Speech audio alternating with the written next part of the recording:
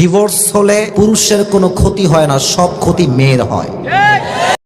অনেক মেয়েরা স্বামীর সঙ্গে ধোঁকাবাজি করে, বেঈমানি করে, স্বামীর ঘরে এসে পরকিয়া করে বেড়ায়। তোমরা এত আস্তে ঠিক বলো কেন? জোরে বলো, কথা আমার ঠিক আছে কিনা বলো। স্বামী থাকে বিদেশে, সারাটা মাস মাথার ঘাম পায়ে ফেলে দেশে টাকা পাঠায়, আর বউটা এত বেঈমান ওই টাকা দিয়ে এমবি ভরে পরপুরুষকে আই লাভ ইউ বলে বেড়ায়।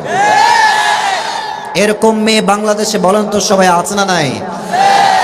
আমি আমার বোনদেরকে উদ্দেশ্য করে একটা কথা বলতে চাই, বিয়ের পরে আপনার বাপও আপন না, বিয়ের পরে আপনার মাও আপন না, বিয়ের পরে আপনার রক্তের ভাইও আপনার আপন না। বিয়ের পরে একজন মেয়ের জন্য স্বামীর মতো আপন দ্বিতীয় আর কেউ হতে পারে না।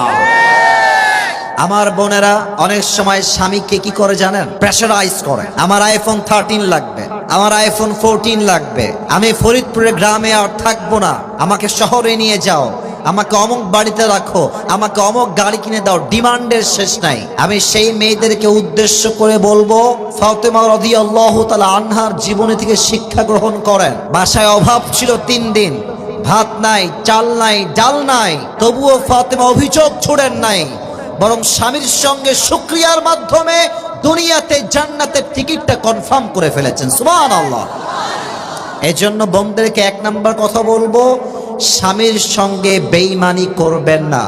মনে রাখবেন, একটু তিতা লাগবে শুনতে, একটু তিতা লাগবে শুনতে, অগ্রিম ডিক্লেয়ার দিলাম।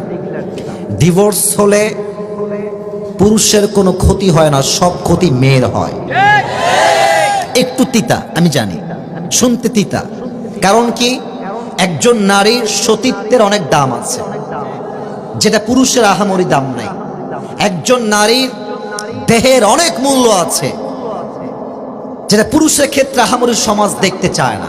একজন মেয়ের যখন ডিভোর্সের দাগ লেগে যায়, পুরো সমাজের চোখে সেই মেয়েটা একদম ছোট হয়ে যায়, ঠিক কিনা বলে? তো স্বামীর সঙ্গে বেঈমানি করার পূর্বে একটু ভেবে নিবেন যে ক্ষতিটা আমার হবে না, ক্ষতিটা আপনার হবে না, ক্ষতিটা হবে প্রত্যেকটা সেই মেয়ের যেই মেয়ে স্বামীর সঙ্গে গাদ্দারি করে, ঠিক কিনা বলেন? আল্লাহ মেয়েদেরকে বোঝার তৌফিক দান করুক।